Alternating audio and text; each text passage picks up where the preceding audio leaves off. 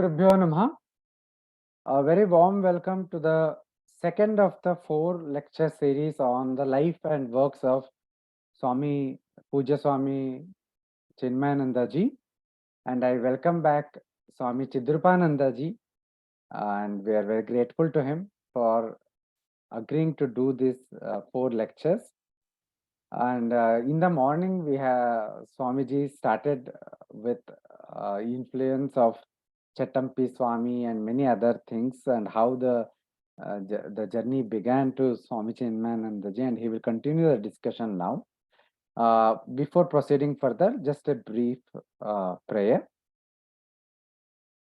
Vakratunda Mahakaya Koti Surya Samaprabha Nirvignam Kurume Deva Sarvakaryeshu Sarvada.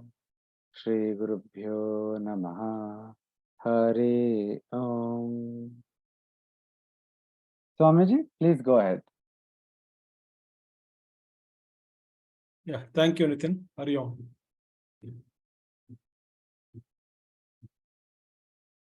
Om Shri Ganeshaya Namaha.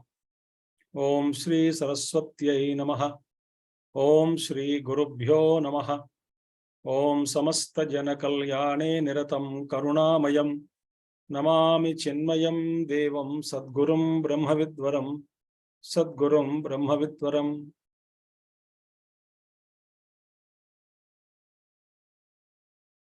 Hare Om. In the last session, that is in the morning, we saw Pujya Gurudev's family, how Gurudev was brought up in the house, what he studied and how he studied or where he studied, and his life in the university, participation in the freedom movement, how he escaped the police but ultimately was caught, jailed, fell sick, thrown out. Then a lady rescued him. Then he spent some time in Baroda, recovered, went back to university,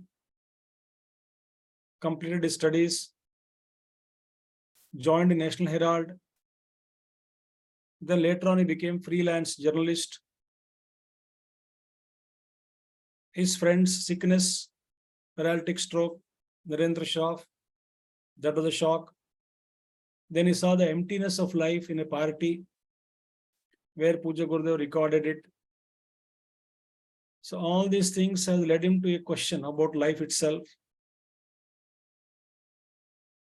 So in order to expose sannyasis in his own language, Gurudev language, or trick of the Mahatmas, so-called sannyasis, he landed up in Rishikesh, Swami Shivananda Ashram in 1946. And we also saw a bit about Pujya Swami Yogananda Ji Maharaj, who was not known to the world. He did not want to be known, but he was given Diksha by Swami Shivananda Ji Maharaj, and he spent some time in 50, 60 years. He spent 1948 to 2015. He spent on a small hillock, never moved out of the city. Advaiti, and how Gurudev stayed in his room for some time in the initial years. How Shivananji asked Balan or Gurudev to stay in his room. That incident and all that we saw. Now, who is this Swami Shivananda Ji Maharaj? He was one of the another greatest luminaries of spiritual world that this great land India has produced. Swami Shivananda Ji. Like we cannot talk about Gurudev, we also cannot talk about Swami Shivananda Ji. His depth, his experience, the divine experience, his contribution, his intense tapasya is beyond words. So such a great master, Swami Shivananda ji. So we will just see in short about the life of Pujya Swami Shivananda ji. To such a great master, Gurudev went first to Swami Shivananda ji, and he got all that he wanted. Further, of course, his journey continued. That we will see later on, as per the instructions of Swami Shivananda ji. So Swami Shivananda ji Maharaj was born on 8th September 1887. He was born in South India, and his name was Swami. And he was very extraordinarily intelligent and mischievous also. And right from childhood, Swami Shivananda ji had shown the signs of tyaga, renunciation, giving, sharing, and love for fellow beings. And he used to pity the poor people, feed the hungry at the door, beggars. And he would insist his father to donate some money to any beggar passing by. He would insist, please donate that person, something you donate. He used to ensure that. So these are the qualities with which Swami Shivananda ji was born. And he completed his 10th class matriculation. And then later on he moved to Tiruchirappalli in Tamil Nadu for his college studies. In college, he was extremely active in participating various debates and also in dramas. He was very, very active. And this Swami, later on he went to Tanjore to study medicine. And in medicine as a medical student, he was extremely industrious, hardworking, dedicated. And he never used to waste his time. Even in holidays, he wanted to spend only time in hospitals serving patients or learning more and more about the diagnosis, symptoms, treatment. So that was his dedication, Shivananda's dedication, even in the hospital as a medical student. He completed his degree in medicine. He practiced his medicine as a doctor in Tiruchi. He started a journal called Ambrosia, the nectar in medicines. To begin with, his mother helped him by giving some amount to start with that kind of distribution of that journal. Then he got a call from known sources from Malaysia or Malaya. He left Malaya in 1913. She was about 26 years, 1887 born, so 1913. So at the age of 26 years, he left by ship to Malaysia. And Swami Shivananda Maharaj belonged to a very, very orthodox Brahmin family. So normally, naturally, he would not eat any non-vegetarian, nothing. So it seems his mother packed a lot of sweets for him to survive. He was surviving only on that food what mother he gave. And it is said that by the time he reached Malaysia, he was half dead, meaning very, very weak, and then because of not eating anything except surviving on the sweets, etc. Anyway, he reached Malaysia and started practicing, working there as a doctor. The qualities were doctor, doctor qualities, very, very sympathetic, very kind-hearted, very tender to take care of patients, and very witty. And wit also is required to keep patients in good humor sometimes. And very, very sweet words he would utter to the patients. So in those days in Malaysia, hopeless cases also used to come to him. And somehow he would treat the patients well, and they would get well by the touch of Swami Shivanandaji Maharaj, Kuppu Swami. That time he was not Shivanandaji, Kuppu Swami's touch. So people started talking that he had a special hand. It's a gift of God. This doctor ke paas jao, sab theek ho jaoge. So that kind of miraculous cures people used to experience, patients used to experience. And he was very, of course, very handsome, charming personality, looking very great physically also. Once a sadhu, somehow, the spiritual journey, because of Purajana Sukritam Tapasya, the dots gets connected.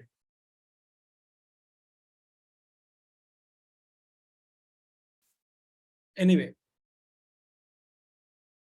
one sadhu gave him a book called Jiva Brahma Aikyam, oneness between the Jiva and the Paramatma, written by Swami Sachidanandji. And that, after reading that book, something arose in him. The dormant spiritual tendencies which he brought from earlier sadhanas of earlier lives arose in him. Then he began his intense study books of Ramatirtha, Vivekanandaji, Shankaracharya, and he also read Bible and many books of the Theosophical Society, and very, very regular in his sadhana, morning sadhana, japa, prayer, meditation, and he was very fond of yoga and asanas. Yoga sadhana and asanas. Of course, he used to read a lot of books on Bhagavad Gita, other granthas, itihasas, Mahabharata, Ramayana, etc. The very important thing is, it is recorded that he used to practice anahata laya yoga, meaning dissolving oneself in one's own heart. The heart is the center where the truth is known or realized. So laya yoga, anahata laya yoga, you practiced it. Now, after practicing some time, in 1913, I think he left. By 1923, he left Malaysia for India. He renounced the world. Enough of this for my practice and all.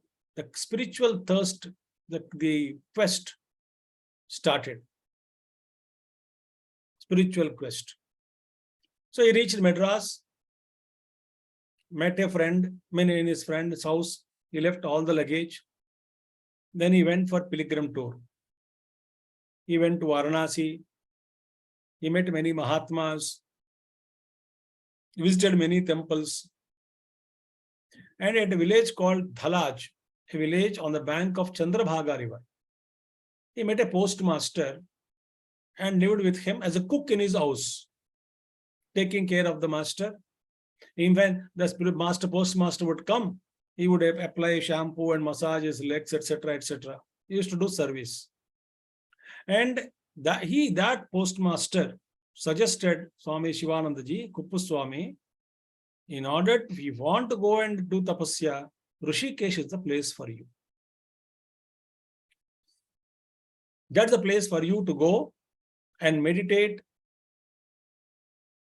and reach your own destination, the truth. So here, from there, Dr. Kuppu Swami reached Rishikesh on 8th May 1924. When I read this first time, 8th May, I remembered Gurudev's birthday also is 8th May. Though there is nothing to link. At the same time, it's fascinating, very interesting to see that. Gurudev was born on 8th May 1916. So by 1924, Gurudev was 8 years old. On 8th May, Shivanandaji reached Rishikesh. And on the 1st of June, it's all recorded there, Swami Vishwananda ji came, Vishwananda Saraswati. He saw the young doctor. He was inspired to see the Shishya. Shishya was also happy to see the Guru. And then he initiated him into the monk life and named him as what? Swami Shivananda Saraswati. And the Vishnudevanandaji Maharaj, the Mahant of Kailash Ashram, had performed the ritual, Viraja Homam, etc. And then Shivanandaji stayed Sargashram for sadhana. He started staying there for sadhana. Now, Shivanandaji sadhana, my God, what to talk about it? Intense tapasya. He used to observe days together silence. Sometimes days together fasting. He would eat some kind of bread or something, fruit, and then fast for again many days. Drink plenty of Ganga water. And early morning, he used to go to Ganges, stand there up to hips and do meditation and tapasya. Ice cold water. So very, very cold. Rishikesh water. And he would come out of that Ganges water only when the sun appears. So early morning, 3:30 onwards, or 4 o'clock onwards, entering into the waters and tapasya. After 2-3 hours, he would stand and do tapasya, mantra japa. And it is said that almost 12 hours a day, he used to spend in meditations. Shivanandaji Maharaj.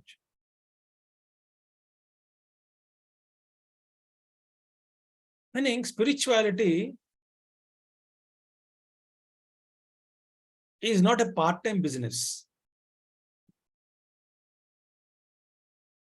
Eventually, all of us have to reach that state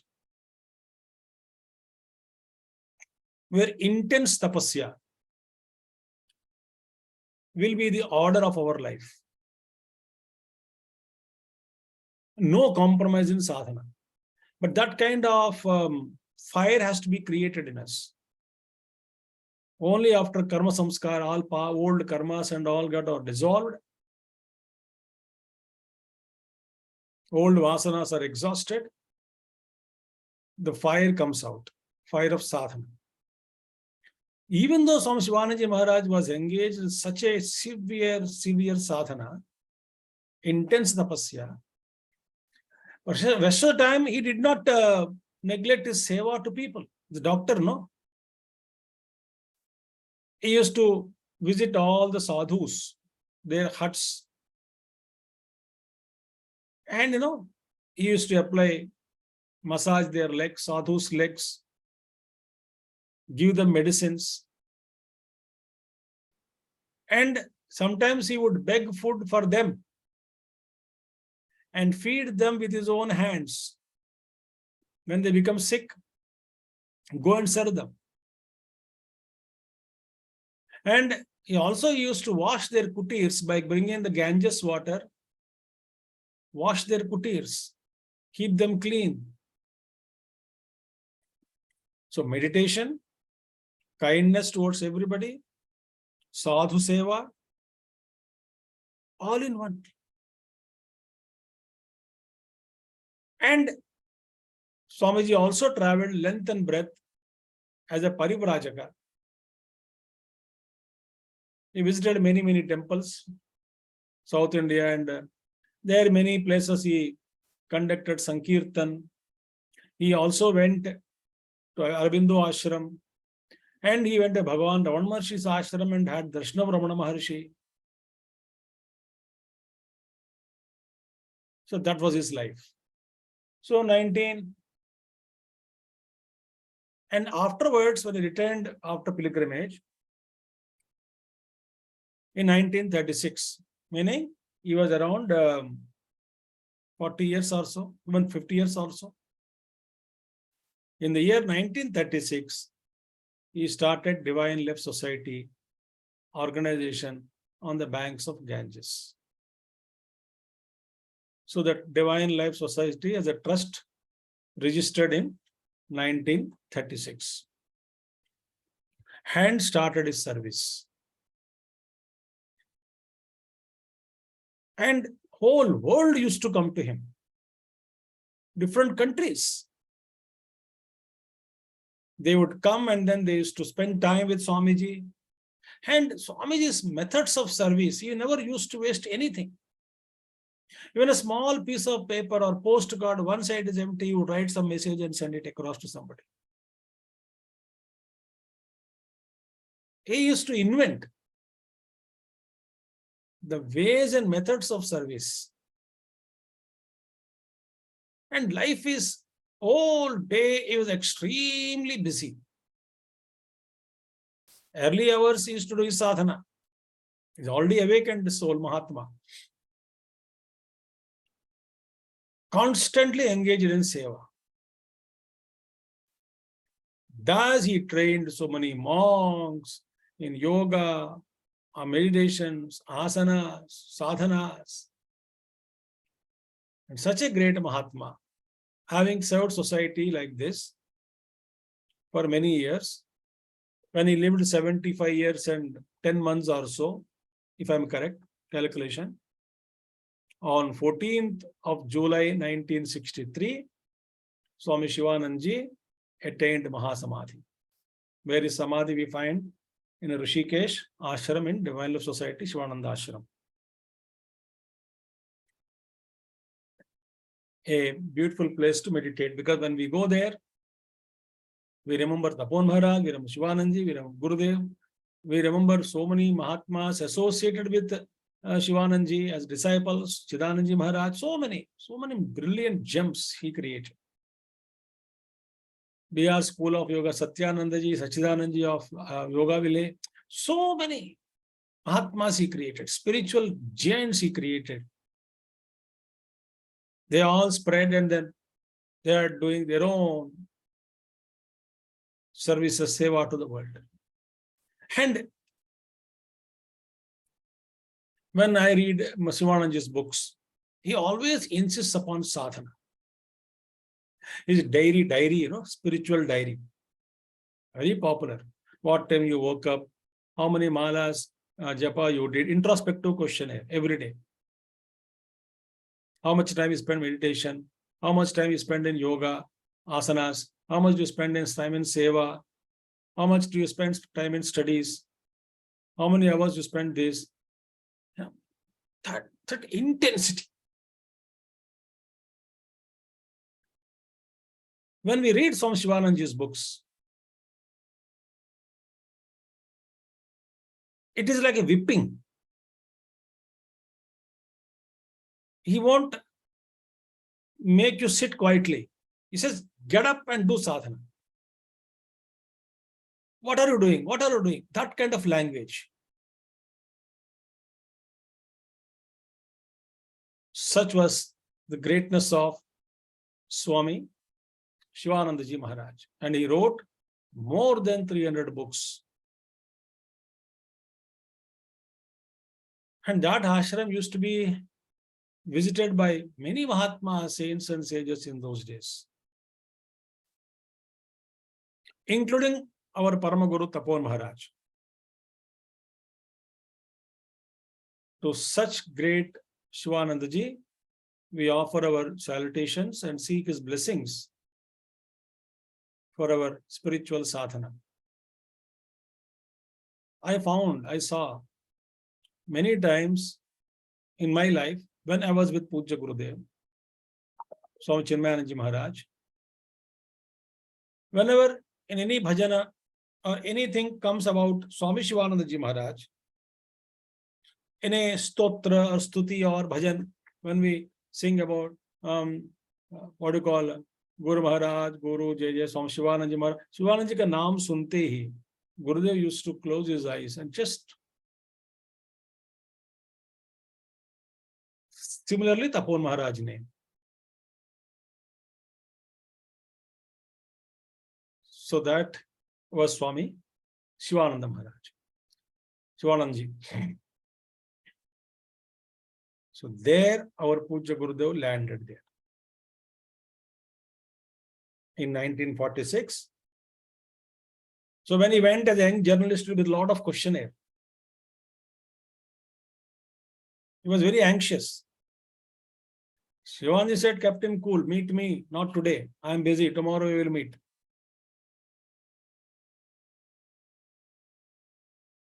Then he had interaction with Swami Shivanandaji. Curious young boy, inquisitive, always questioning. And he knew greatness of Gurudev. So Swami Shivanandaji used to slowly, I would say, chiseled him, brought him up, shaped him up well. Right? So Gurudev landed there. So he stayed in the beginning. After staying, we'll come back to story of Gurudev. After staying for a couple of months in Rishikesh, in the first visit, he didn't want to come actually, he was so happy there. He's getting his answers, Gurudev was getting his answers. But he had to also come as a journalist. So he used to come back to Delhi, then again go back to Rishikesh. So frequent visits he used to make to Rishikesh. From Delhi, Rishikesh, Delhi, Rishikesh. Rishikesh to Delhi, Delhi, Rishikesh, like that. Each time spend some time in ashram, come back, perhaps go back with more questions. Pujya Gurudev. Like that, he was putting in effort, Pujya Gurudev. He has to balance himself with the work as a journalist and also an intense spiritual seeker. Before he finally made a decision to dedicate his life to spiritual field. So, after that, in 1948, by the spring of 1948,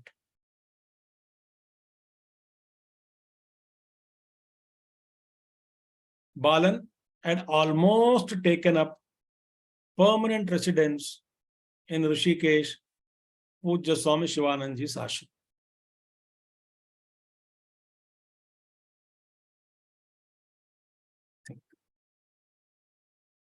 And in 1948, they're staying there.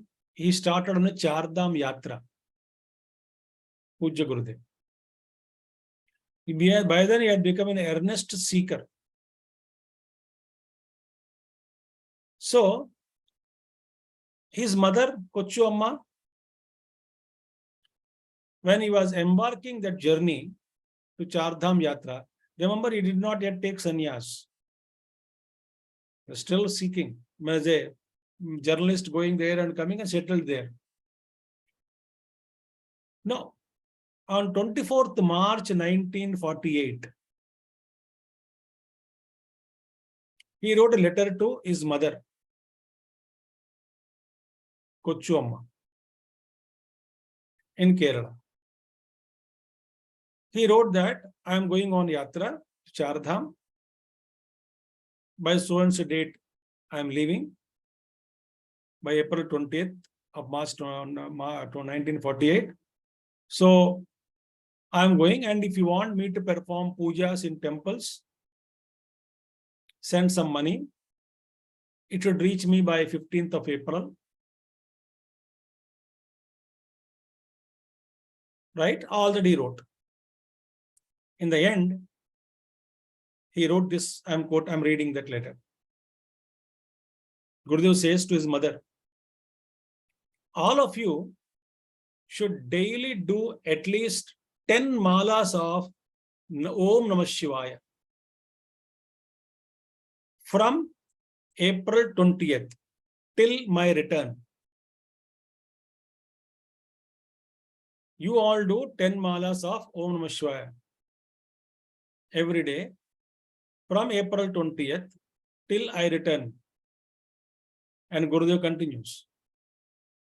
This will give us all a oneness in our astral bodies, and you will gain the bliss of actually visiting these sacred places.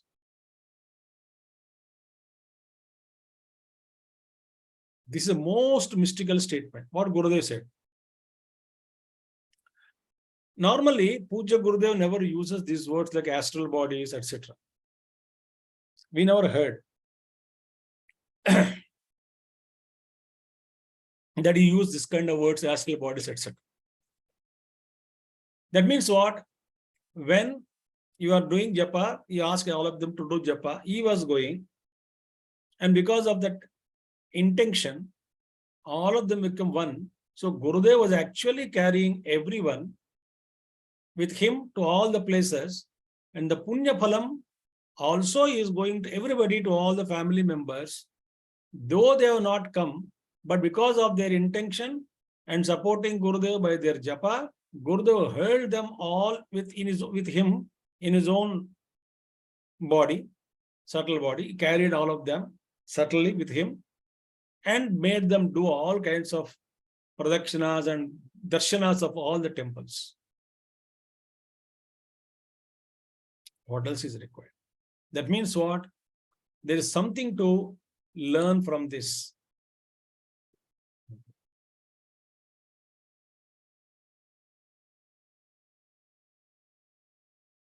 A Mahayogi used to say, somebody used to come to him. He would give some prasad, a laddu or something, whatever it is, laddu or fruit, anything. Oh, this is for your wife also. Oh, this is for your friend also. He would say, the other man would say, but I am not going, Swamiji, I am going back only there after 1 month or so. Never mind, close your eyes, think of him, and say that this should be go to him. You eat, the energy, the phalam will go to him.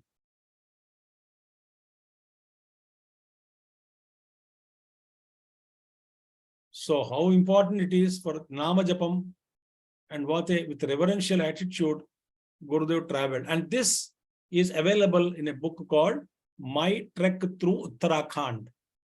A book, one must read it. Gurudev wrote. It's a Gurudev's diary, handwritten diary. It was published at monthly intervals in the Sunday magazine section of the National Herald from December 1948 under the title Kedarakhand Yatra Gurudev. So in National Herald, this have come out. Every month, his diaries were published. Uttarakhand Yatra. So Balan with his cousin Sri Bhaskar Menon, now he became what? Swami Jnanananda, initiated by Swami Shivananda ji. Gurudev's cousin also became Swami. So Gurudev, his cousin Bhaskar Menon, now Jnanananda ji, and another devotee, young man from Ananda Kutir, all of them went. That young man to help them, all of them went Chardham Yatra on 24th April 1948.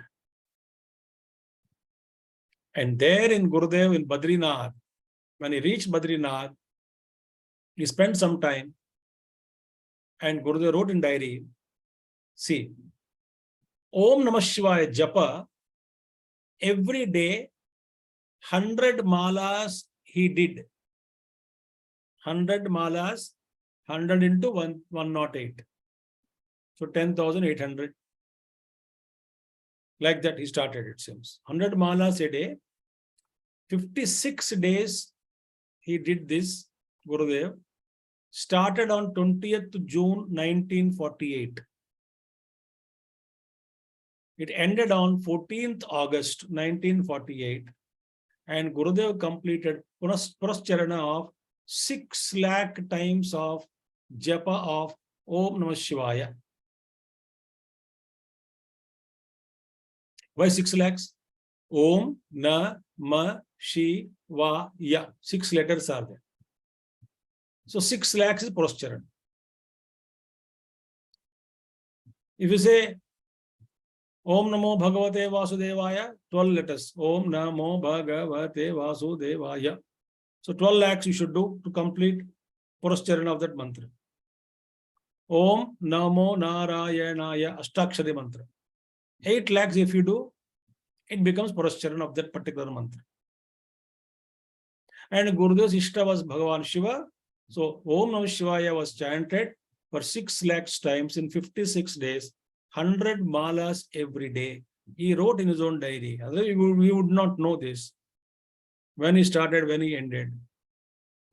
That was Tapasya Gurudev did in Badrinath. Now, there's a beautiful book written by Swamy Chinmayananda ji, disciple of Swami Shivananda ji. What is that? In the book name called A Saga of Spiritual Unfoldment. The book name. He wrote in that book. One day, Guruji means Swami Shivananda ji. Chinmayananda ji wrote this, is a disciple of Swami Shivananda ji. So he wrote, one day, Guruji called out, Balan, come here. You are a fortunate young man. You are an MA, you are unmarried, you are free, and the world is full of sorrow. And we have witnessed the horrors of the Second World War and the recent partition of the country. If you join us here, you will benefit yourself and also render valuable service to the world. Shivanandaji told this to Balan. Come here, Balan. You're a good boy, young boy, unmarried. Join us, our ashram, become a monk. We are going through a turmoil in the world. Your services are required.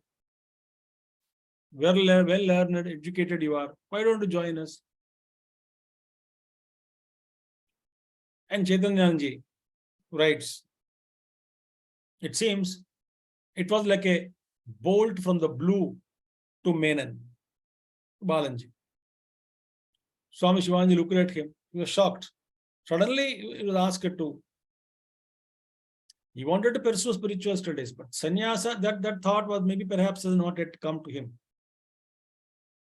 So Swami Shivananji sensed this suddenly, that kind of a bolt or some confusion or some shock like. He didn't know what to answer.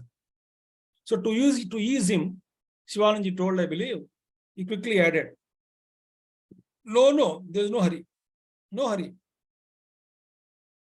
Go back to your job in Delhi. No hurry. You can take decision later on. But keep this in view. Keep visiting the ashram whenever you find time. And Delhi is not far away. You can come anytime you want. ये मन में रखना. In future, if you want, welcome. अभी तो हरी नहीं है. Don't get worried. This was recorded by Swami Chinmayananda in one of in his book written by A Saga of Spiritual Unfoldment. And Balan used to make many visits to Rishikesh from Delhi. And another visit, one of the visits, Chinmayananda only continuing in the book. He said, Guruji told, Guruji means Shivanandaji told, inverted commas, I am quoting Shivanandaji, what he told to Gurudev, as said by Chinmayananda. Thunder more than Vivekananda ji. I myself wanted to go abroad and do it. But the whole world comes here. I have no time. Besides, there is some pain in the knees and in the back. But I shall send you instead. Instead of me, I will send you there. I am unable to move because of people coming here, lot of people, lot of work is there. But you go and roar like Swami Vivekananda, and I will send you. That means these gurus who are awakened, those who really awakened their consciousness to that state of reality. There's no ambiguity in them. They knew what the divine plan is for them. For them means for their disciples. So thus 2-3 times Swami Shivanandaji asked, told. So later on, Balanji had decided to take up sannyas. In the later part of 1948. Then he wrote a letter where permission is required from father. So, in the book, he writes, Balan himself told Swami Chinmayananda that he says, I wrote to my father 3 full-scale pages describing how I came in contact with Swami Shivananda and what all happened here and his intention to take sannyas. Big letter, 3-page letter. 3 page padhane ke baad, his father wrote only 4 sentences, it seems. Gurudev said it seems. What is that? He wrote, I wonder whether you can lead the life of a sannyasi. If Swamiji makes you a sannyasi and you succeed in that calling, no one will be happier than myself. And he ended the letter with blessing. So, Puttan Menanji has blessed Gurudev. Okay, want to take Diksha? Go. Take the. It was very surprised at home, everybody. Everyone was surprised at home. This boy, naughty boy, very, gorgeous and then outgoing and outspoken individual, and want to dress up well and this and that, questioning. He want to be a sannyasi. So it was actually entire, house was in shock, like, surprise and shock, something like that. All emotions put together.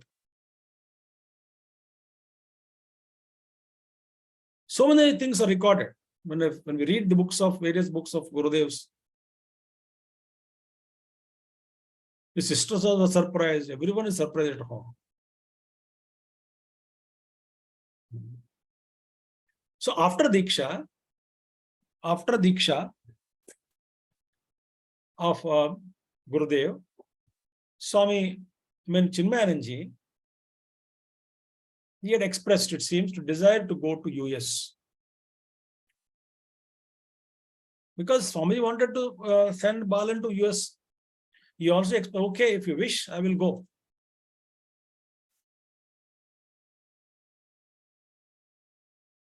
Then Chaitanya writes in the book, in the presence of many of us, Swamiji said, meaning Shivananda just told Balan. By then he became Swami Chinmayananda after Diksha. Shivananda told, I believe, you should equip yourself very well before you launch out. Study, do japa, and practice penance for some time, and meditate. Then he said, go to the Tapovan Swamiji and study scriptures. So he was given Diksha on 25th February, Shivaratri day, 1949. Gurudev was given Diksha, along with Swami Chidananji Maharaj and some other monks. Total 7 of them received on that day Diksha from Swami Shivananji.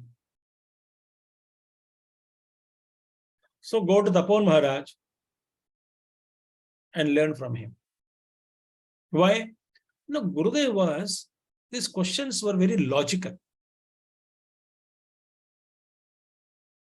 An intense student with very intensified thrust of learning and seeking answers logically with reason. Not by simple emotionally, he doesn't want to understand, believe anything. You want to, everything has to be, the logic and reasoning should be there. I should get convinced. So sharp intellect Gurudev had. That we will see, we would notice in Gurudev's lectures and books. Very, very sharp intellect. And Swami Shivanandaji was very busy in his own activities. Morning till evening, meeting people, serving, attending patients, So many visitors would be there. So whole life, morning till evening, Swami Shivananda's life, he was very busy. And to answer such an intensified the student, disciple, with that intention and with a very intensified thrust of learning, with logical mind, etc., he didn't have time. And Tapon Maharaj was very well learned, great scholar. So the best way is to send Gurudev to Tapon Maharaj. So you go and learn with Tapon Maharaj. So he went to Tapon. Inside of the beautiful story is that Gurudev went to Tapon Maharaj. He walked from Rishikesh to Uttarakanshi. It's there in the people talk about it. And having walked there in Tapon Maharaj, he knew Tapon Maharaj because when he used to visit Shivananda Ashram, he had seen earlier, he knew Tapon. But now, as a student, go and learn. He is in Uttarakanshi. So he walked. Maybe 4 or 5 days walk or 1 week walk. And Tapon Maharaj was another great Mahatma that we'll see later on. He asked him, Swami Shivananda had sent you, where is the letter from him? Oh, having walked about 100 kilometers or 150 kilometers in the mountains from Rishikesh to Uttarakanshi, and here is a Mahatma says, get me a letter. Testing. And in testing and in very being strict, Tapon Maharaj is number one. So Gurudev came back. And Swamiji wrote, Shivananji wrote, you want written permission, no? Swamiji wrote, he is a promising young sannyasi. Please teach him the Upanishads. That's it, he wrote. He is a promising young sannyasi. Please teach him Upanishads. Short note and signed. With that note, Gurudev went back again. With that note, having read that, Tapon Maharaj accepted. Whom? Swamy Chinmayananda ji as a student. This is the one life of Shivananda's life we saw. Gurudev's time spent and learned many things in Shivananda's ashram. Now Shivananda in a way handed over Pujya Gurudev to Tapon Maharaj for further intensified training, intense training. Now here comes our Paramaguru, Swami Tapon Maharaj. So he reached Uttarakanshi. Now, about Tapon Maharaj, I will read some of the sentences. His life story, worth knowing it. Friends, remember, whenever we study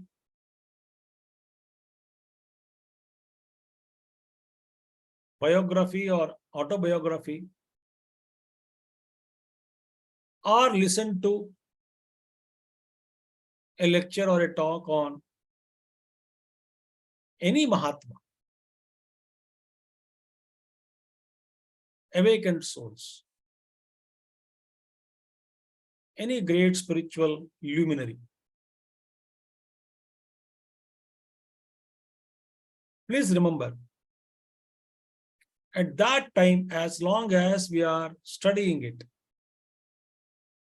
our consciousness gets united with the consciousness of that master or a spiritual luminary.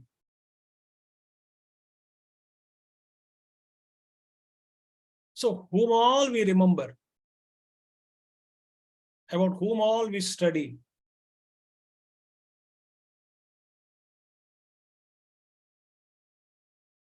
we become one with them. And that is the power of Nama, Nama Mahima, Nama Nami. So saints and sages, their stories, when we study, and when our mind, if you don't like the word consciousness, mind, when the mind gets yoked to that particular master, united with him, and transformation begins.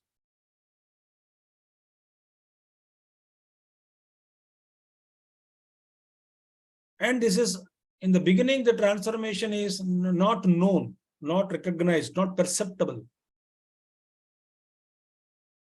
But all the seeds are sown inside. When the situation becomes conducive for those seeds to manifest, they manifest brilliantly, powerfully, and lifting us from lower plane of thinking to a higher plane of thinking.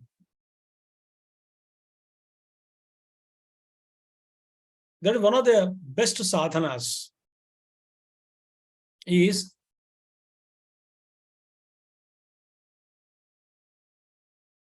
to study or to read autobiographies of yogis, biographies of saints and sages. That's enough. So we study about Pujya Swami Tapon Maharaj, our Paramaguru. Okay. Now, such a man is very rare in the history.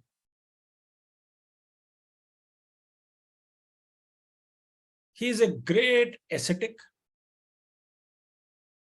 very embodiment of vairagya, dispassion.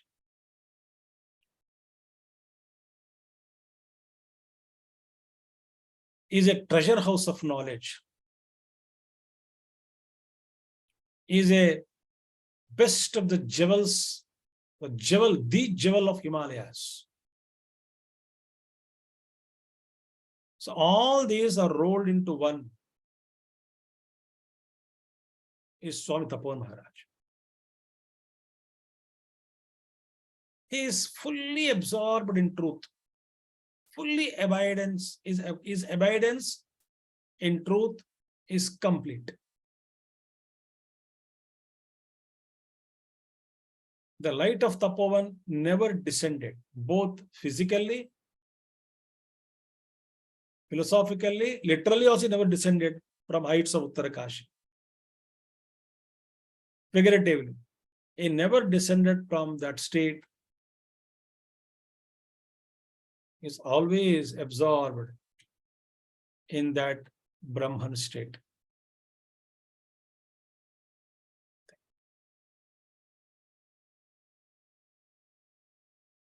आत्मज्ञान, तपोन महाराज को देखते ही that knowledge is remembered. We think of Tapon Maharaj, we remember self-abidance, Purna Vairagya, rooted in wisdom,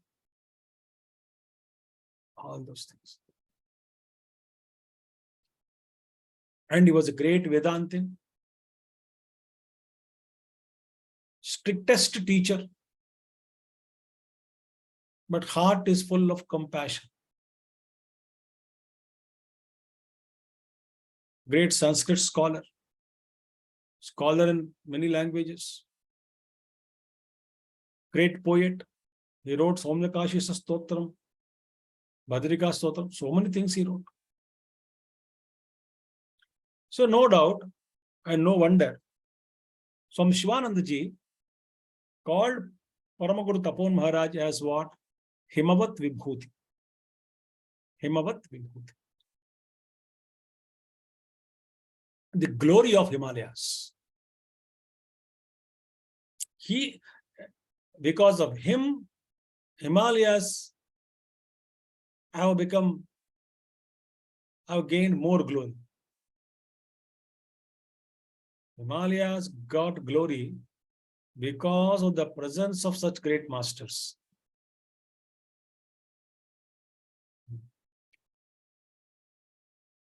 And he is acknowledged as one of the 4 great enlightened masters of Vedanta at that time, who lived in the Himalayas, along with Swami Vishnudevananda, Brahma Prakash Udasina, and Devagiri Swami.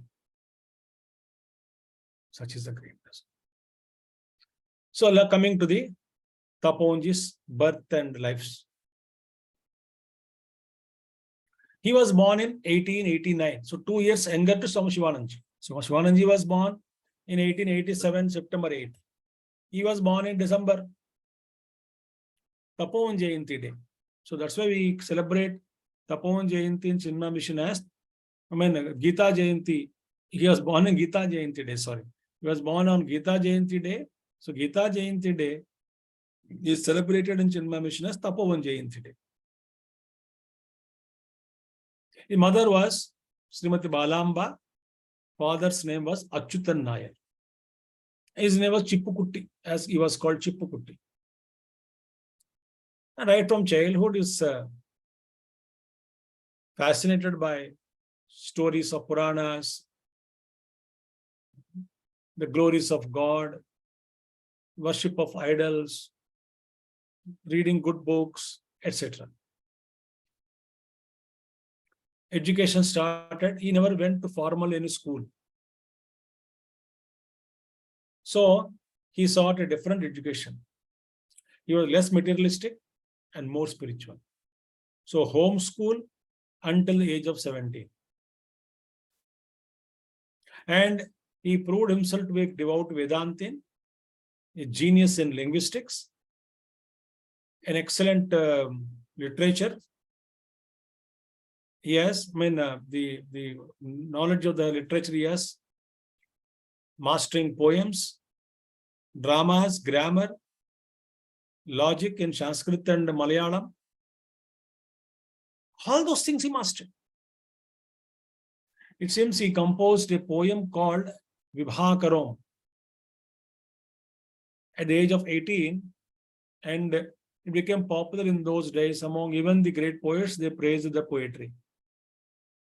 Now, by the age of 21 years, his both parents have died.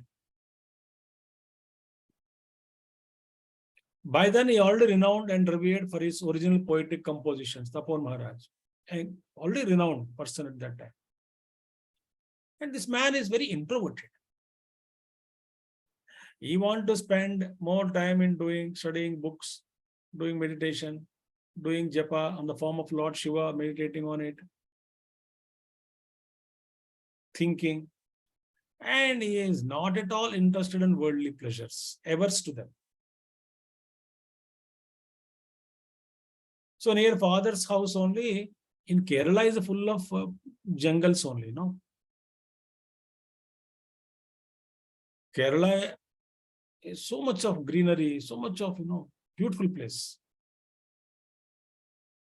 So in his father's, so nearby only forest is there, nearby father's house. So he used to go there and spend a lot of time in jungles and meditation. So he wrote in Ishwara Darshan, his own autobiography, he wrote, "The starry sky lit with the bright full moon filled his mind with celestial thoughts of ineffable bliss." Full moon lit by space, stars are visible at a distance.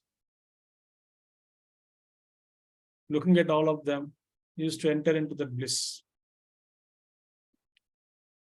Tapon Maharaj studied thoroughly literature, politics, religion, Vedanta, and was completely convinced the essence of life, the core of Vedanta, and he was charged by dispassion. So, in a way, he is already living like a sannyasi inside. He wanted to leave the house, but younger brother was still in college, his eldest one. So he took care of the brother with loving responsibilities at home. He fulfilled. At the age of 28, he is no more could control his spiritual quest or hunger, he left home for truth. His brother came to station to drop him, and he told him lovingly, Bhaiya, jaldi wapas aa jao. Going on tour, he knew that he will never come back again to Kerala. Why Kerala? After reached Uttarakashi, he never came up to Delhi also. He left home, and then he met many scholars, saints and sages, observed many austerities en route in different places, and he studied a great sannyasi, and he wanted to take sannyas from him. And that man told, no, my dear, sannyasa need not be given to you. You take Vidvat sannyas, directly go and you take sannyas. So accordingly, he went to bank of Narmada river and he took sannyasa himself and called himself as Tyagananda. Then as Tyagananda, he traveled widely for about 7 years, from famous South Indian pilgrim centers to Calcutta to Varanasi, Haridwar, Rishikesh. In Rishikesh, Swami Janardana Giri of Kailash Ashram traditionally initiated Chipukutti, now Tyagananda, into sannyasa with the name Swami Tapovanam, forest of austerities. Tapovanam.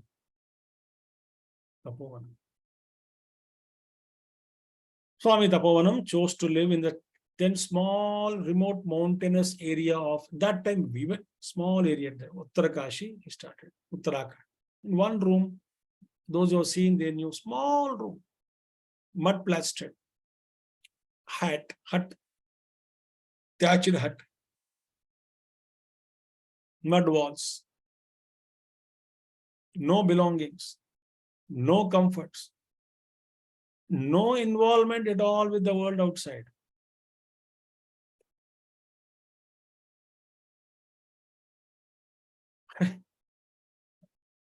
We also go to camps here and there, in spite of all provisions.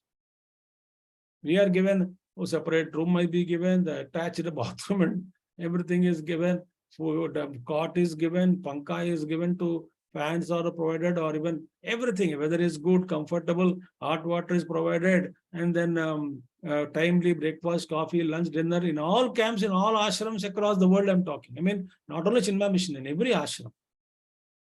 Every ashram, all these things are provided for us. Yet we complain.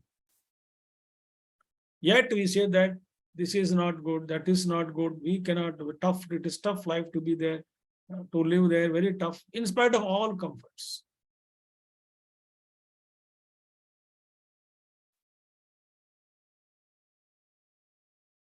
When I went first time to Uttarakashi and saw Tapovan Kuti long back, and then I was wondering, here he stayed. On the mountain, small hut. And each day, he ate only one meal. Dal with water, lentil, pani, dal pani. Dal with like water and rotis. And 2 times used to take bath in the freezing Ganga. Shivananji also was like that. Tapovan Maharaj also was like that.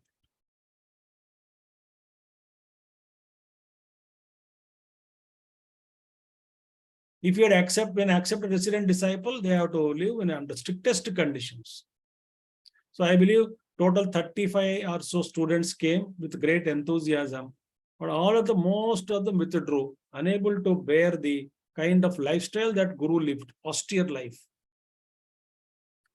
They couldn't withstand the hardships there in the ashram. There is no ashram. He said, you find your place to stay. I don't have a place to provide. I can't provide you food. I can't provide you accommodation. You find any tree or any other ashram you find. Stay. You beg food. Kale Kamli Wala Baba ashram or somewhere ashram, you beg food. You take care of yourself. Come here on time for class. I will teach you.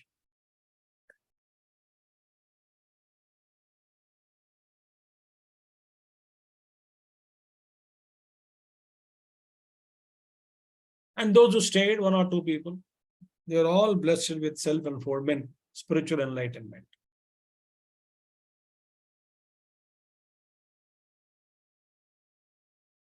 To that great, I would say, I would add one thing, don't misunderstand, a looking monster guru.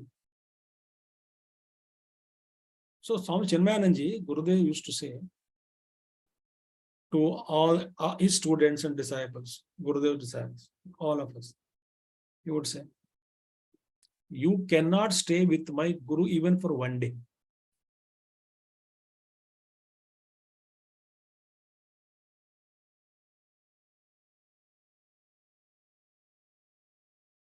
That was Tapan Maharaj. So to such a Guru, our Gurudev went.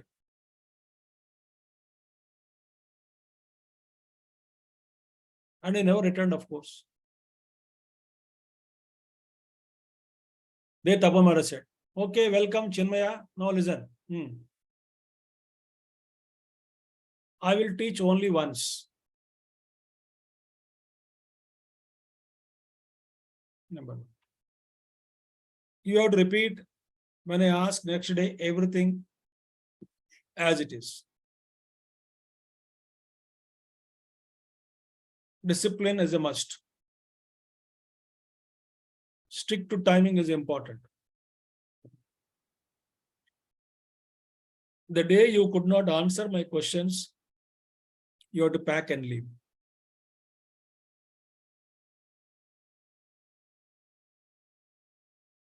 These are the conditions. Willing, stay back. Otherwise, bye-bye.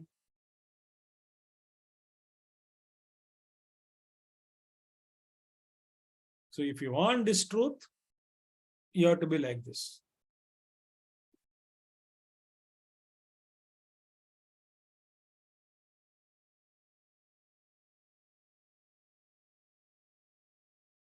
And what were the teachings? No more theory, because everything, whatever he taught, it was experience of Tapan Maharaj.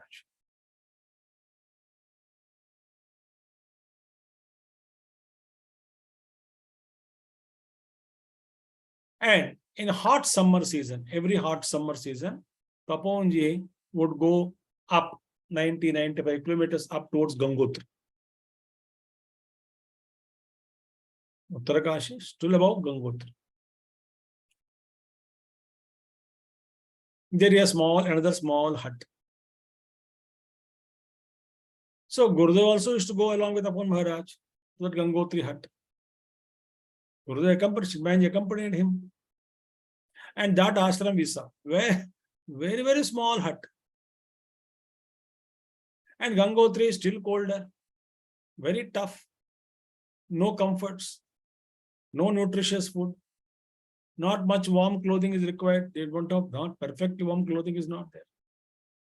Adequate shelter, very small. No LCT for reading. And no talking was allowed among disciples. What a condition it is. Don't gossip, don't waste talk. Then what? Schedules are like this. How? Every day, early morning, take bath in ice cold Ganga. We also went to Gangotri. In the mid-afternoon to take that bath, it used to be like a shock for us. Once in a lifetime, if we take a great Gangotri bath, Nahaliya, ek janam. Janam mein is janam ke liye kafi. More than enough for this life. Daily. Wake up early, take a bath, ready for morning class at 6 a.m. and Vedic tradition to be followed. Class will start with the prayer. And every day, morning class for 1 or 2 hours. Every day, more number of hours in classes, different timings. Rest of time, what? Reflection, mananam, prayer, meditation, service to the Guru. And during scriptural studies, Tapan Maharaj will read out one verse of the text, give the meaning in Hindi or English, you explain grammar word by word, and what is to be understood, how it is misunderstood by some, all that he will tell. And this way, there are also, apart from scriptural studies, lessons learned daily from austere life, living example of the Guru. गुरु को देखते देखते बहुत कुछ सीखना पड़ता है. His dispassion. Uttarakashi also, Gangotri also. Once somebody brought,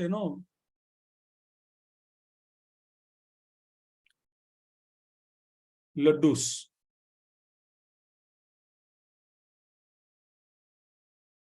Basket of laddus. I heard many, this is of course known, recorded. Tapovan said, "Theek hai, andar rakho. Keep them inside." So students were thinking, after the class, Guru will give. After 1 week, Guru never bothered. He never thought of giving laddus to anybody. And people thought that, ye Guru to bhul gaya. He must have forgotten giving laddus to us. Or somebody would have thought that he must be eating inside alone.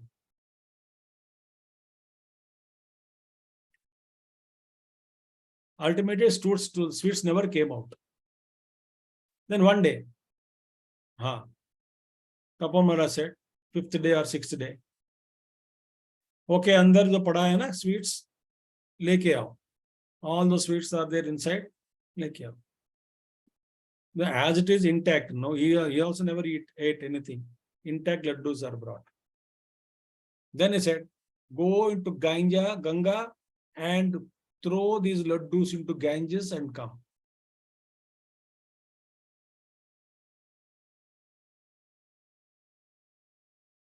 What is it? You came here to eat laddus or study Vedanta? Don't get tempted for all these things. We are here to study Upanishads, not to eat laddus. And interesting, Gurudev was very fond of sweets. Like everybody is fond of sweets. And when you are fond of sweets, and Guru calls you and asks you, please go, bring the laddus. Shishya thought that, oh, I will eat now. Guru is giving me to get me laddus and to distribute. And Guru tells, take them as it is, go down the hill, throw them in Ganges, Bhagirathi and come back.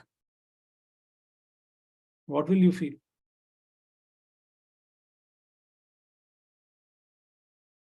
And another thing I heard, this is, I don't know whether true or not, I don't know, but I heard from senior disciples, of our Gurudev. Must be true, may not be recorded everywhere. That disciples were Gurudev was sitting, it seems one day, Gurudev or some disciple, Tapan Maharaj was teaching. When cat went inside the room, in between the teacher and the Guru, one cat went.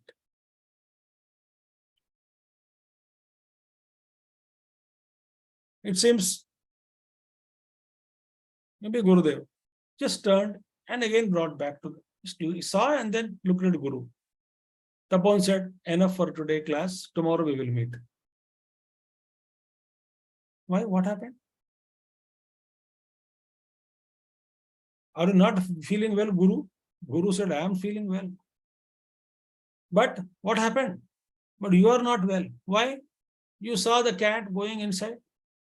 Okay, just glanced, but I came back. I was alert. No, you were not alert. You saw the cat went inside.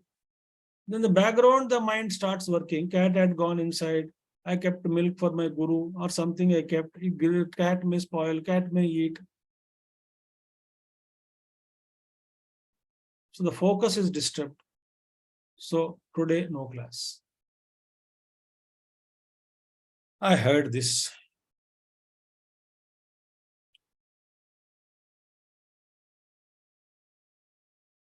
Tell me what kind of a Guru he was.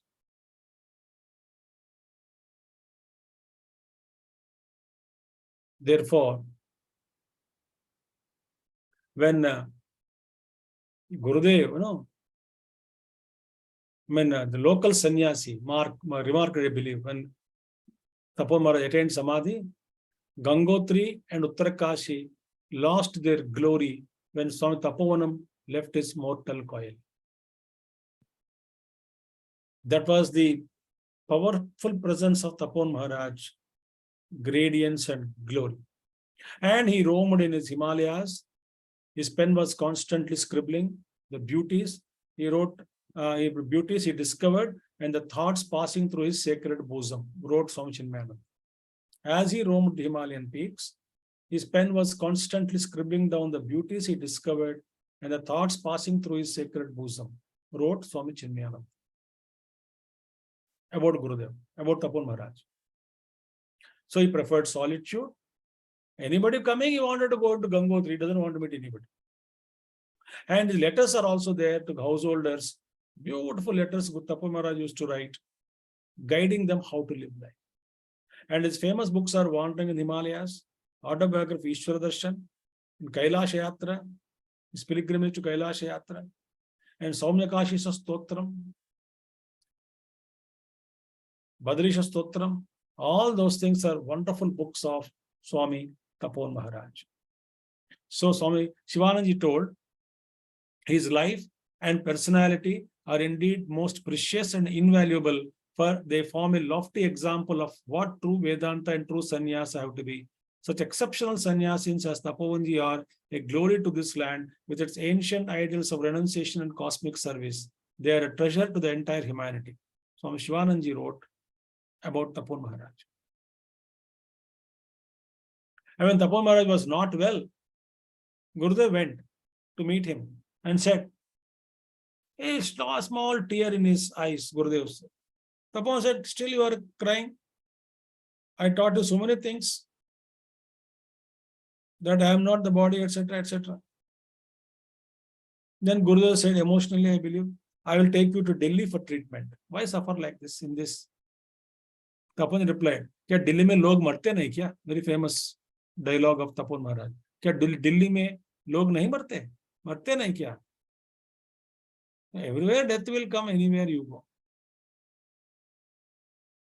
His picture is the Tapon Maharaj picture, last days of the which I have in my altar. Very, very frail structure, yet sitting straight. And there is radiance in face. Tapasya. So we cannot do, unable to do small tapasya also. What for tapasya? Morning getting up is tapasya for us. Doing 5 minutes japa of tapasya for us. Not to talk nonsense in it is tapasya for us. Everything is big tapasya for us. Sachit Tapon Maharaj left his body on 16th January 1957 at 4:30 a.m.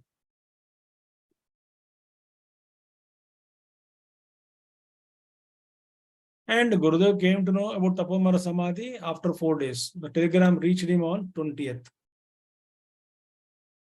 At the time Gurudev was in Palagad conducting Jnana Yajna. The telegram came and just Gurudev shed tears. Because naturally,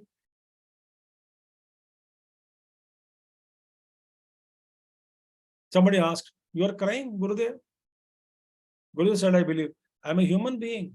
I have also emotions. Why is my Guru? Just like that. I read when Gandhi was shot dead, Gandhiji was shot dead, there was 2 drops of tears from the eyes of Ramana Maharshi.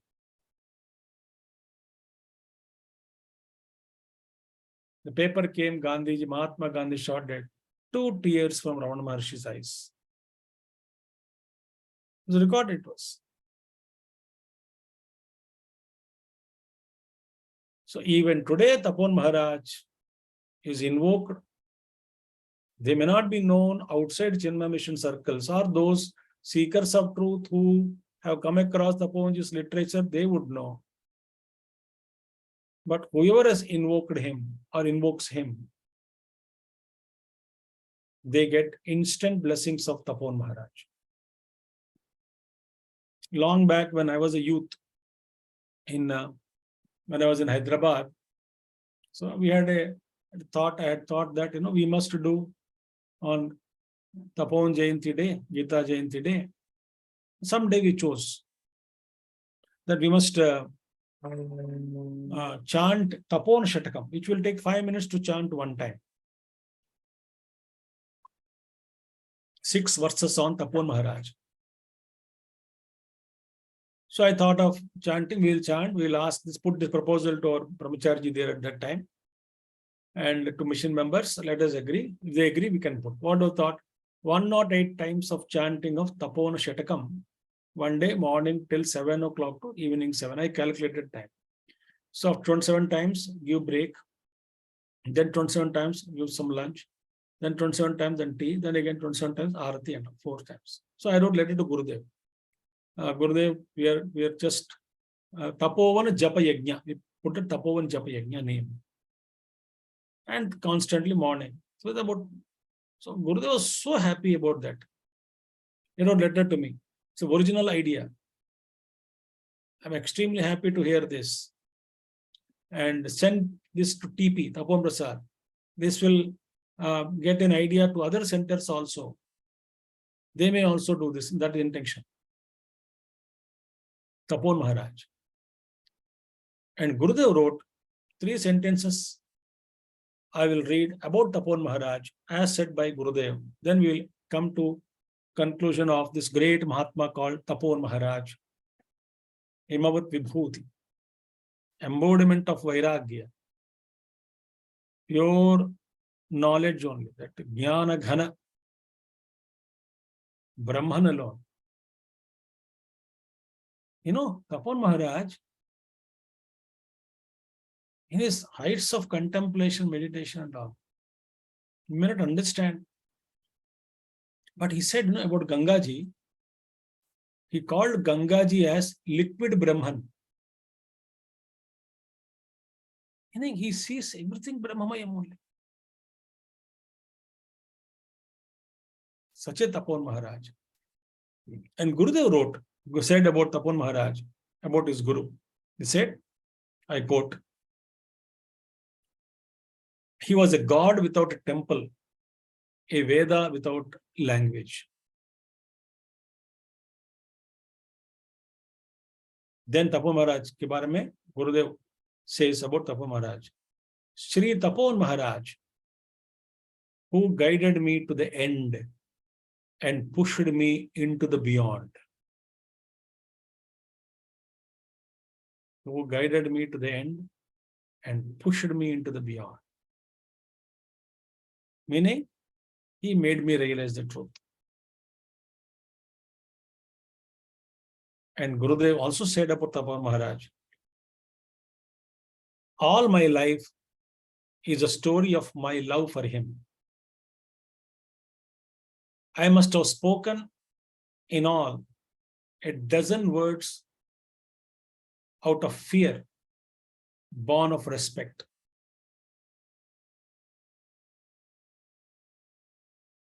This is in reference to Tapon Maharaj. That means that was his reverence to Gurudev, his Guru, Tapon Maharaj. So we conclude here the story of Shri Tapon Maharaj. So we invoke Shri Taponji's grace and blessings on all spiritual seekers in the world. May we get an ounce of his vairagya, ounce of his devotion, ounce of his concentration, ounce of his tapasya, tapobuddhi, at least true tapasya.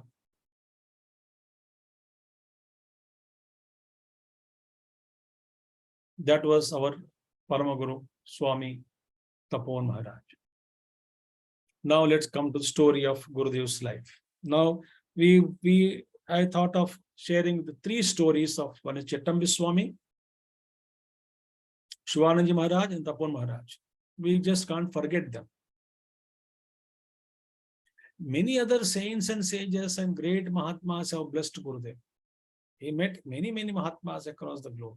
I mean, in the country and across the globe. Many other saints of other places, great thinkers, etc. But in India, he met so many saints. That list is different actually. So we'll continue the story. I told you about Gurudev's friend when he became paralytic stroke, he got Narendra Shroff, right? Eventually, he passed away in 1947, much before um, Gurudev's Samadhi, Gurudev's Sannyas Diksha, 1949. 1940 died. He accompanied his father also to his to immerse his ashes in Ganga. And later on, Gurudev took his wife, Narendra's wife, Suman, brought her to Shivanandaji, got her blessings of Shivanandaji, and on the advice of some Shiva Chinmaya, Shivanandaji Maharaj, they also held a small kutia on his name, Sharaf's name. She gave as a dakshina, offered that to that kutia, River Society.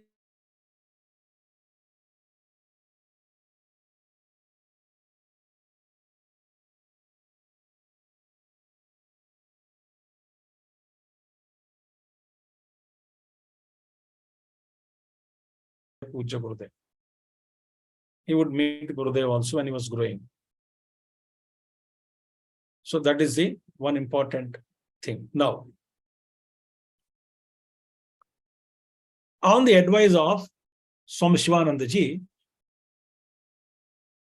Swamy Chinmayananda, that is Gurudev, set off on March 11th, 1949, after Diksha, to Gurudev Yatra, to pilgrimage to Vrindavan and other places nearby, and returned on April 15th to Rishikesh.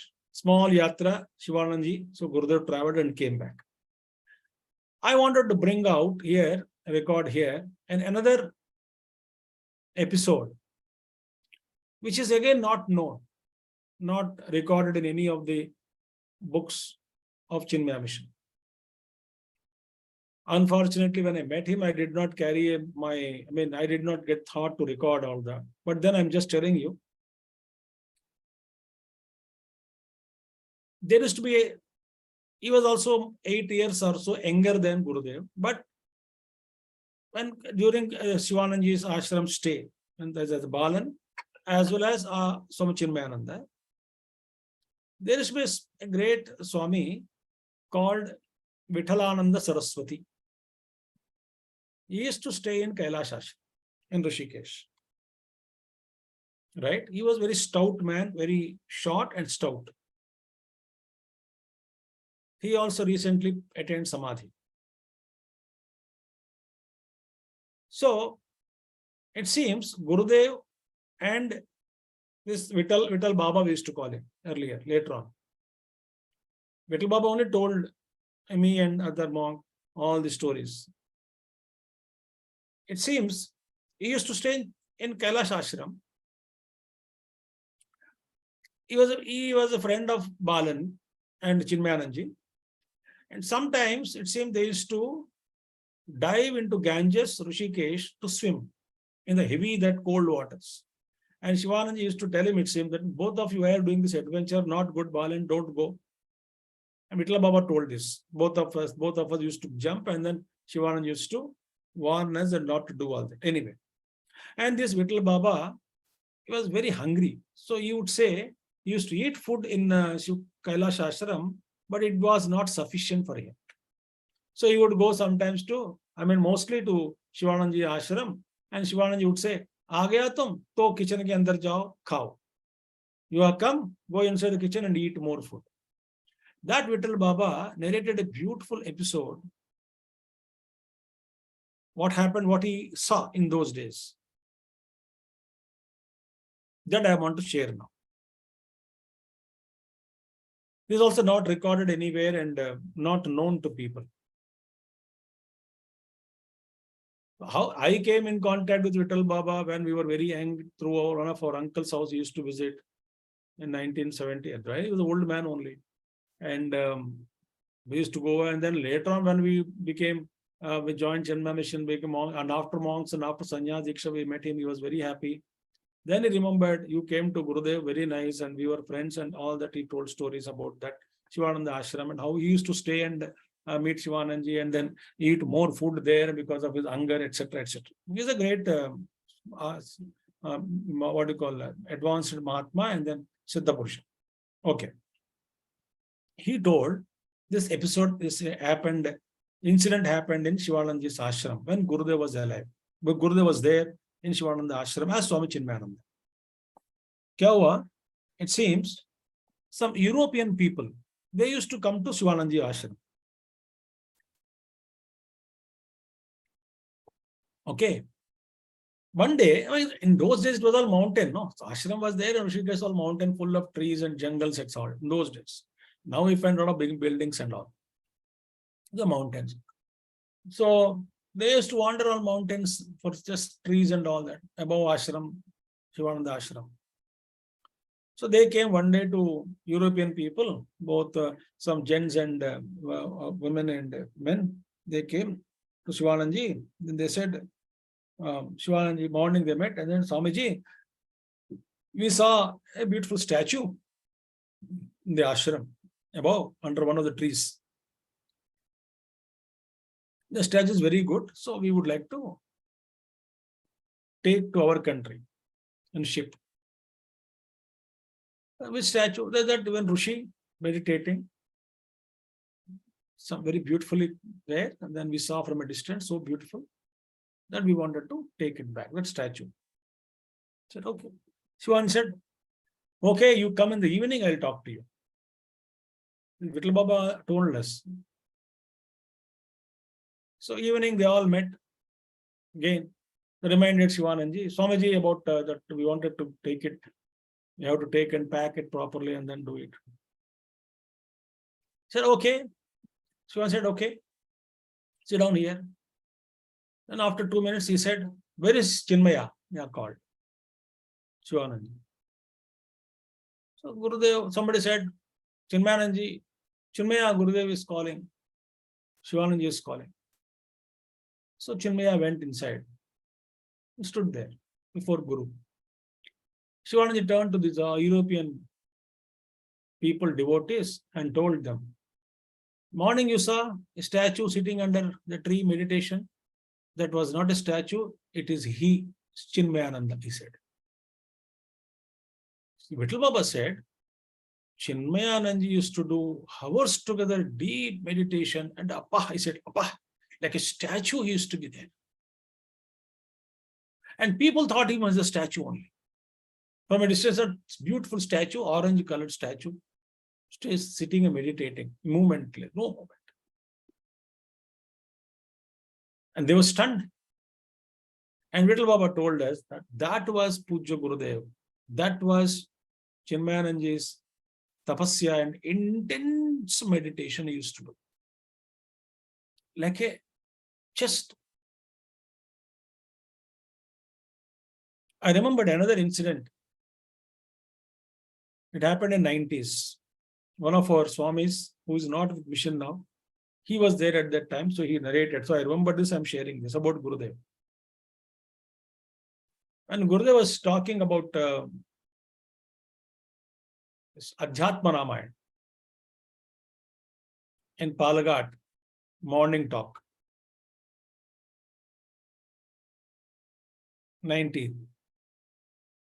Then he was talking about Achala Varidhi, a rippleless, like, lake without any ripples. So mind also absolutely become calm and quiet without any thoughts. That state Gurudev was referring to in the morning meditation. So he was asking that, when we sit on meditation, we must command the mind and say, halt. When we say, mind, halt, the mind should halt. Mind should be at our command. When I say to the mind, halt, it should come to a halt. No thought should arise. That was what Gurudev was talking about in the morning class. He was telling. So while telling that, Gurudev said, it seems, he said, we must order the mind and tell, halt. And Gurudev halted his mind at that time. So like this finger, half mouth, little bit closed, halt, eyes closed, and he stopped like that, without a movement, for about 15 minutes.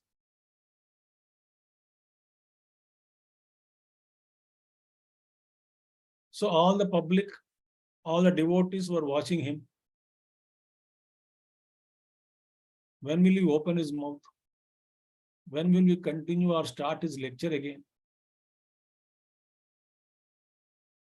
Exactly after 10-15 minutes. Exact time I don't know, but long time. Gurudev opened his eyes and looked at everybody and said, it seems, never mind, I made a mistake. And continued the talk. I made a mistake means what? I would have only asked you to do this, but I should not have demonstrated this.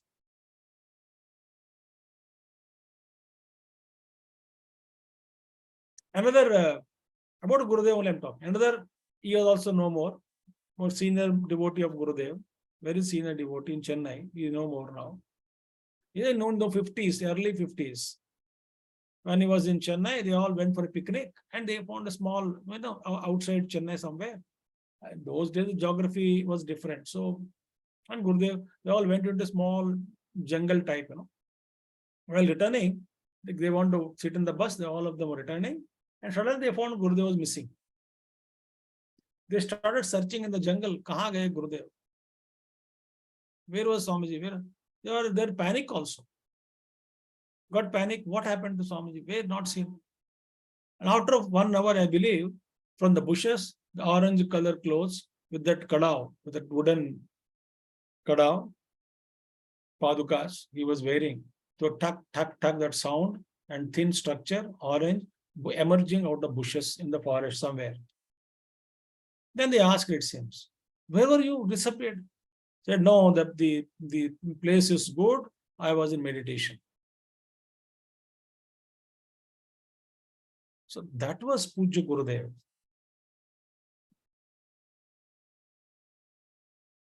Like you say, the halt, mind should halt, and I must enter into that state of, enter into means what? I am always that, but completely transcend and be there.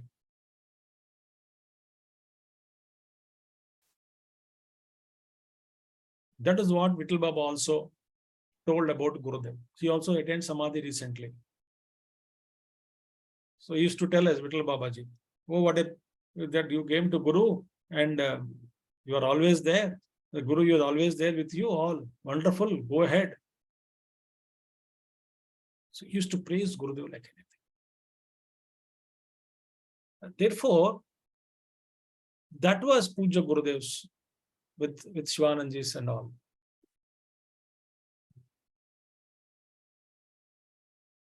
So the first text Gurudev studied under Taponji was Panchadashi, started in 1949, 6th June.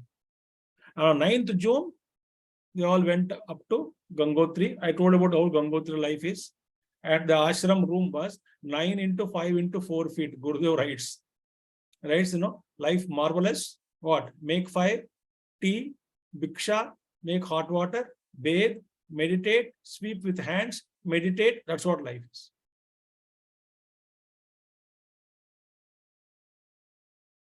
And Gurudev was very tall.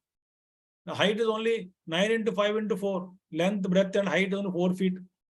So Gurudev has to bend and go into that kutia. And Gurudev said somewhere, yes, said, what is the necessity for a sadhu to stand in the hut? No need. Only 2 things he can do, either lie down or sit and meditate. If he wants to stand, he can come out of the kutia and walk. In the kutia, why should he stand? There is no need for him to stand. Either sit in meditation or lie down. That kutia, those those who have seen that in Gangotri, they will understand. So therefore, that was Tapon Maharaj. In that way, Gurudev trained under Tapon Maharaj. So in September 8th, 1949, Gurudev returned from Tapon Maharaj. Again, you go back, of course, to Rishikesh. He came to attend birthday celebrations of Shivanandaji. And then Tapovanji came to Rishikesh in winter, and he used to stay in Brahmananda Ashram. There, Pujya Gurudev in Rishikesh used to go to Tapon Maharaj in Rishikesh when he used to come back from Uttarakashi. Gurudev studied Prashnopanishad from 29th November to 22nd December 1949. These dates are recorded by Gurudev. In his own diaries, in his own books, he wrote all those things. And then All India tour, Gurudev started on the advice of Swamy Shivanandaji from December 1949, April to 1950. During this travel, Gurudev visited his father. And father saw, suddenly Gurudev came and that beautiful scene was described there. He went there and stood, and then father suddenly overwhelmed with great joy and hugged his son. And mother was there. Mother means that father accompanied, the Devaki Amma was there. Father was there. Mother, the stepmother Devaki was there. And I believe there was nobody to go for shopping. So Swamiji used to go and bring shopping and all. People used to think, oh, sannyasi bringing shopping. So what problem? As a son, I am serving him. So father had accompanied that time, he was Gurudev gave lectures in Calicut. So father accompanied his son to satsangs in Calicut. And after this, his father wrote a beautiful letter to Shivanandaji, thanking him to make Balan as Swamy Chinmayananda. Father wrote a letter. He said, thanking, with such a transformation in his son. He expressed his joy to Swamy Shivananda. That letter also is there. I am not adding all those details here now, that letter and all. But he thanked Swamy Shivanandaji for turning his son into such a transformation that was brought into Balan by Swamy Shivanandaji Maharaj. He is able to speak on lectures on Upanishads and Gita and satsangs in Calicut. So Gurudev came back to Uttarakashi. But then again, Taponji again went back to Uttarakashi. So he studied Mundak Upanishad from 7th April to 27th April 1950.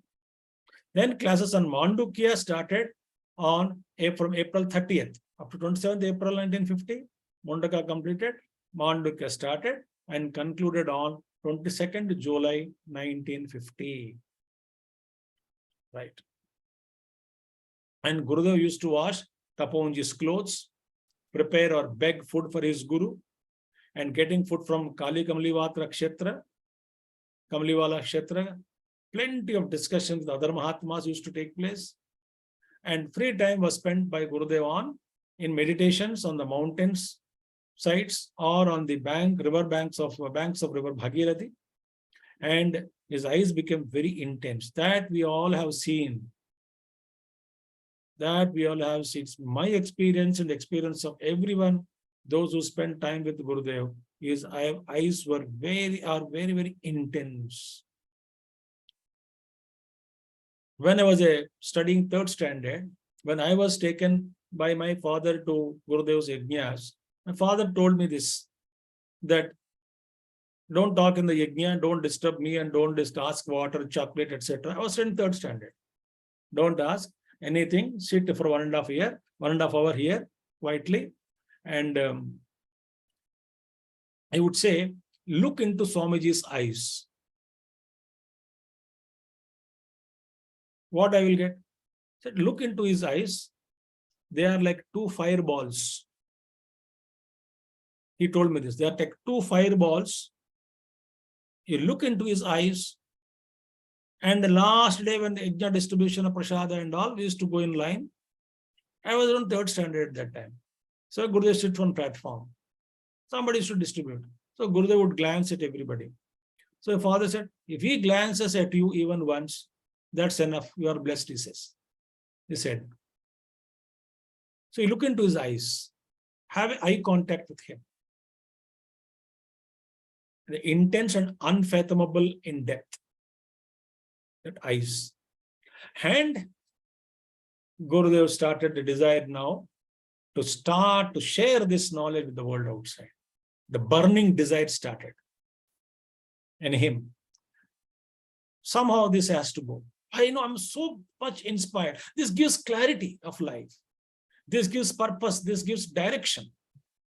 This solves all the problems of life. And this knowledge tells us that all my problems are, as Gurudev puts it, a wrong relationship I have developed with the objects and people of the world.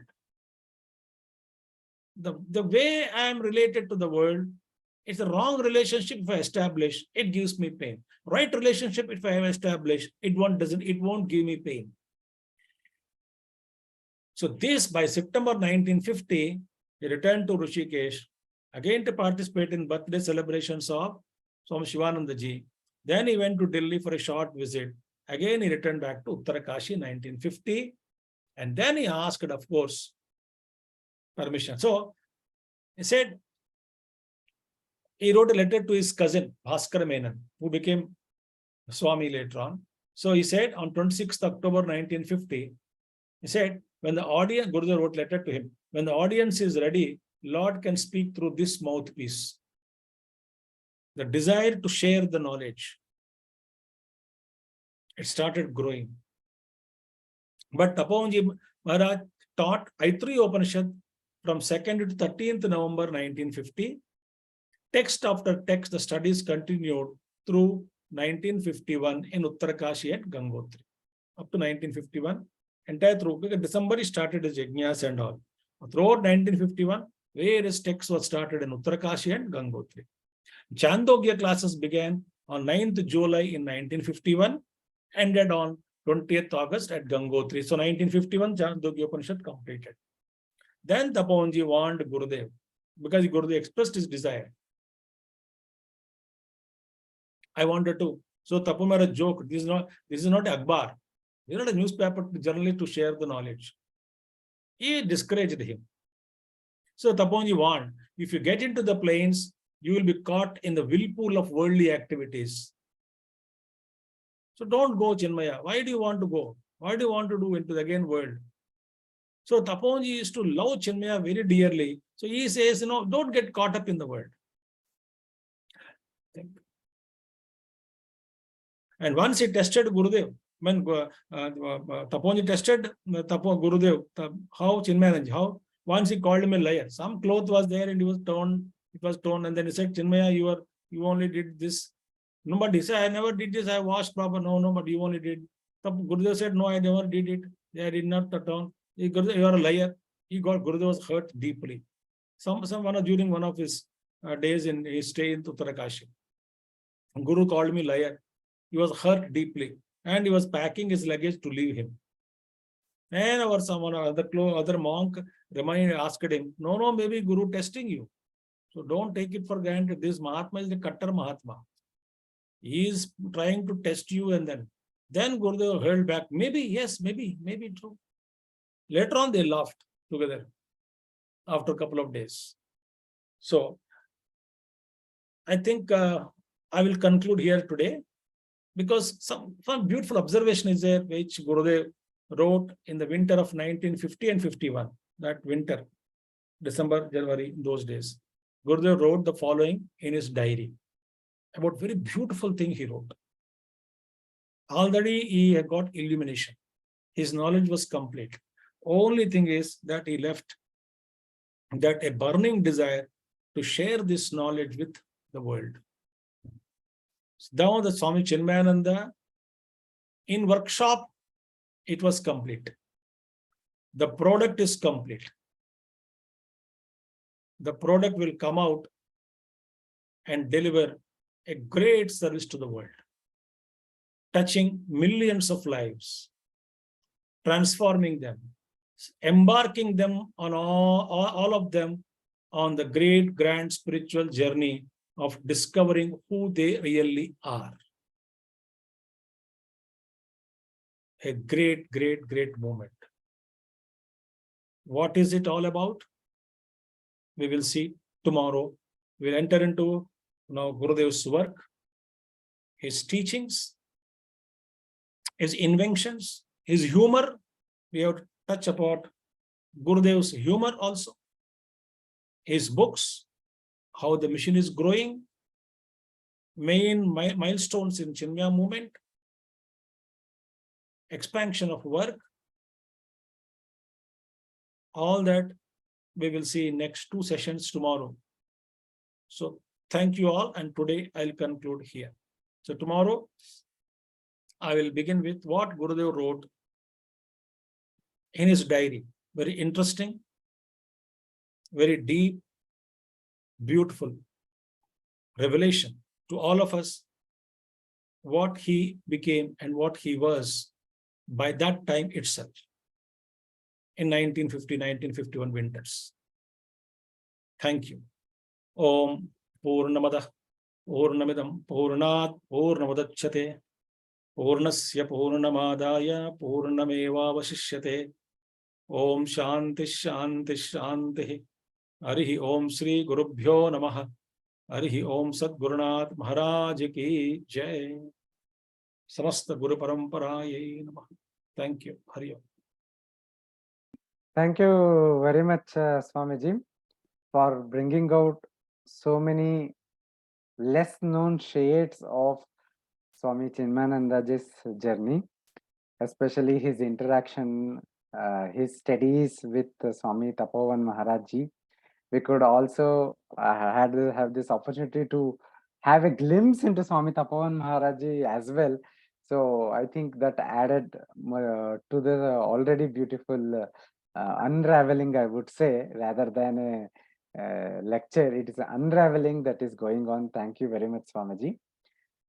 Viewers, with this, we conclude today's session. Please join us tomorrow morning again at 11 a.m. Swamiji will continue this unfoldment of the life and teachings of Swamy Chinmayananda ji.